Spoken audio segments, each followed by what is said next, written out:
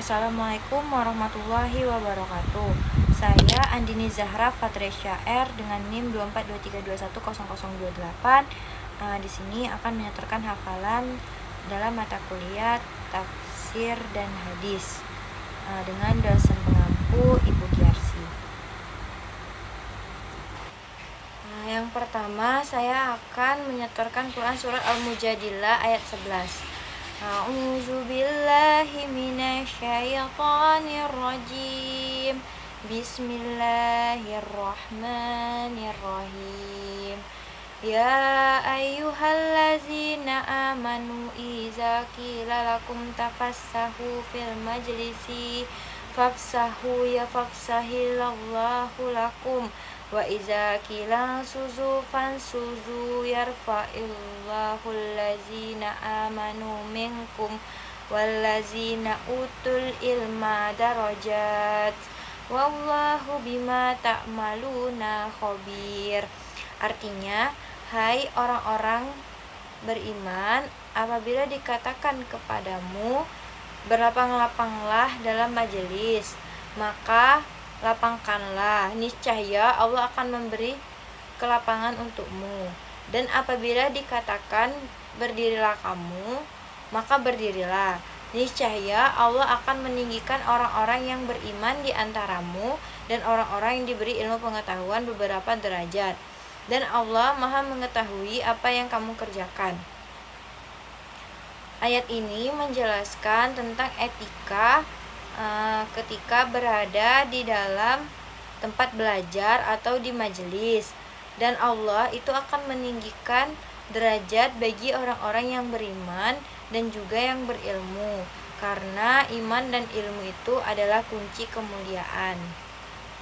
Selanjutnya Quran surah Al-Fatir ayat 28. Bismillahirrahmanirrahim. Wa minan nasi wad dawabi wal an'ami mukhtalifun alwanuhu kadzalik inama yakhsyallaha min ibadihil ulama innallaha azizun ghafur. Artinya, dan demikian pula di antara manusia, binatang-binatang melata dan binatang-binatang ternak, ada yang bermacam-macam warnanya dan jenisnya. Sesungguhnya yang takut kepada Allah di antara hamba-hambanya hanyalah ulama. Sesungguhnya Allah Maha Perkasa lagi Maha Pengampun. Ayat ini menjelaskan bermacam-macam ciptaan Allah, baik itu manusia, kemudian binatang-binatang melata dan juga binatang ternak yang bermacam-macam warna serta jenisnya. Hal ini menunjukkan kebesaran dan kekuasaan Allah, dan orang-orang yang berilmulah yang benar-benar takut dan tunduk kepada Allah, karena dengan ilmunya mereka memahami keagungan dan juga kebesaran ciptaan Allah Subhanahu wa taala. Selanjutnya Quran surah Al-Alaq ayat 1-5. Bismillahirrahmanirrahim. Iqra bismi rabbikal ladzi khalaq. Bacalah dengan menyebut nama Tuhanmu yang menciptakan. Khalaqal insana min 'alaq. Dia menciptakan manusia dari segumpal darah. Iqra wa rabbukal akram. Bacalah Tuhanmu lah yang maha mulia. Allazi 'allama bil qalam, yang mengajar manusia dengan pena. Alamal insana ma lam ya'lam, dia mengajarkan manusia apa yang tidak diketahuinya. Pada ayat 1 dan 2 itu menjelaskan bahwa penciptaan manusia dan juga pentingnya membaca dengan kesadaran akan kebesaran Allah. Kemudian ayat ketiga dan keempat itu menjelaskan tentang Allah adalah sumber ilmu yang mengajarkan dengan pena dan juga proses belajar dari manusia melalui Allah. Kemudian ayat kelima menjelaskan bahwa pengetahuan manusia itu bersumber dari Allah dan manusia. harus belajar untuk mengenal Tuhannya. Selanjutnya Quran Surat At-Taubah ayat 122. Bismillahirrahmanirrahim. Wa ma kanal mu'minuna liyanfiru kafah falaula nafara min kulli firqatin minhum ta'ifatul liyatafaqahu fid din waliyunziru qaumahum iza raja'u ilaihim la'allahum yahzarun. Artinya, dan tidak sepatutnya bagi mukmin itu pergi semuanya ke medan perang. Mengapa tidak pergi dari tiap-tiap golongan di antara mereka itu beberapa orang untuk memperdalam pengetahuan mereka tentang agama dan untuk memberi peringatan kepada kaumnya apabila mereka telah kembali kepadanya, supaya mereka itu dapat menjaga dirinya. Ayat ini menjelaskan bahwa semua mukmin itu tidak harus pergi ke medan perang. Sebagian dari mereka perlu untuk tinggal dan fokus untuk memperdalam ilmu agama agar mereka bisa memberi peringatan kepada umat ketika mereka telah kembali dan dapat menjaga dirinya. Selanjutnya Quran Surat Az-Zariyat ayat 56. Bismillahirrahmanirrahim. Wa ma akhlaqtul jinnah wal insa illa liya'budun. Artinya, dan aku tidak menciptakan jin dan manusia melainkan supaya mereka mengabdi kepadaku.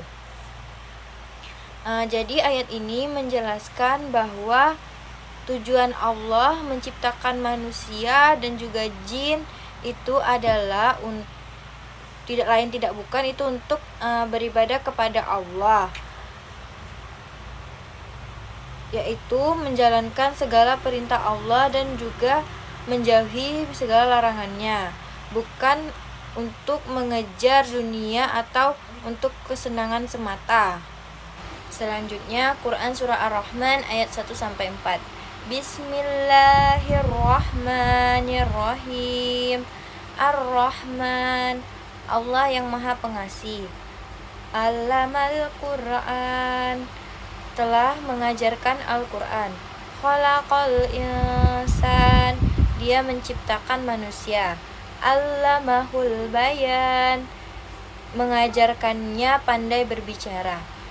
Ayat ini menjelaskan bahwa segala ilmu dan kemampuan manusia berasal dari kasih sayang Allah yang tampak melalui pemberian ilmu dan kemampuan berpikir manusia agar mereka menjadi memahami petunjuknya dan hidup sesuai dengan nilai-nilai kebenaran yang ada di Al-Quran. Selanjutnya At-Tahrim ayat 6. Bismillahirrahmanirrahim. Ya ayyuhallazina amanu qu anfusakum wa ahlikum naraw wa quduhan nasu wal hijratu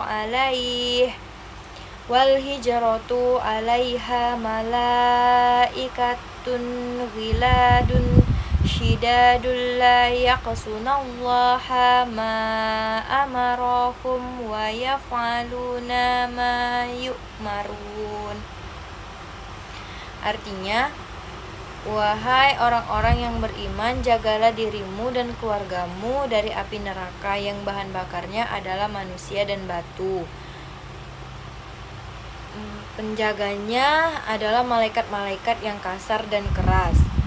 Mereka tidak durhaka kepada Allah terhadap apa yang Dia perintahkan kepadanya dan selalu mengajarkan apa yang diperintahkannya, mengerjakan apa yang diperintahkannya.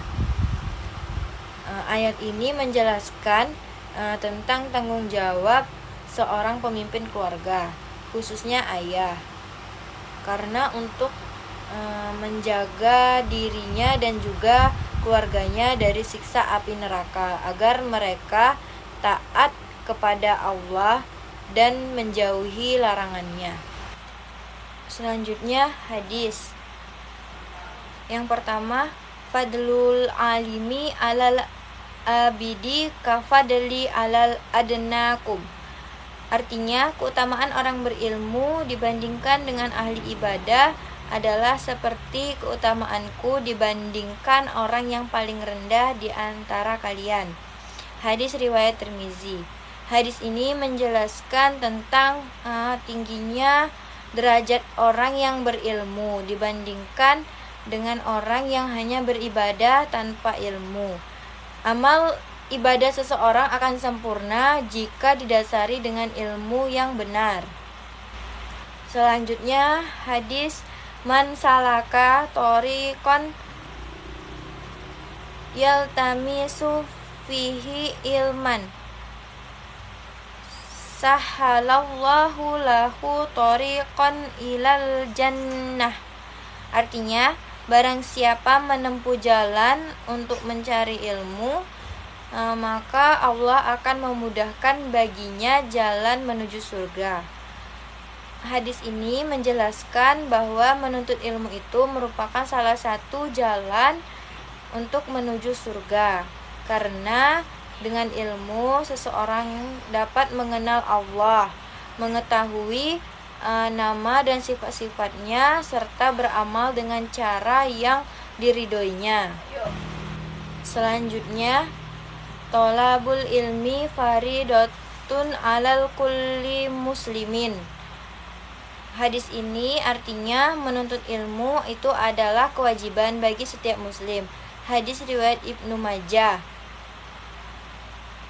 Hadis ini menjelaskan bahwa belajar dan mencari ilmu merupakan kewajiban bagi setiap muslim, baik laki-laki maupun perempuan. Ilmu bukan hanya ilmu agama, tetapi juga ilmu yang bermanfaat untuk kehidupan selama digunakan sesuai dengan ajaran Islam. Selanjutnya, khairukum man ta'allamal Qur'ana wa amalahu. Artinya, sebaik-baik kalian adalah orang yang belajar Al-Qur'an dan mengajarkannya. Hadis riwayat Bukhari. Maksud hadis ini adalah orang yang paling mulia di sisi Allah itu adalah mereka yang mempelajari Al-Qur'an dan mengajarkannya kepada orang lain. Belajar Al-Qur'an bukan hanya membacanya,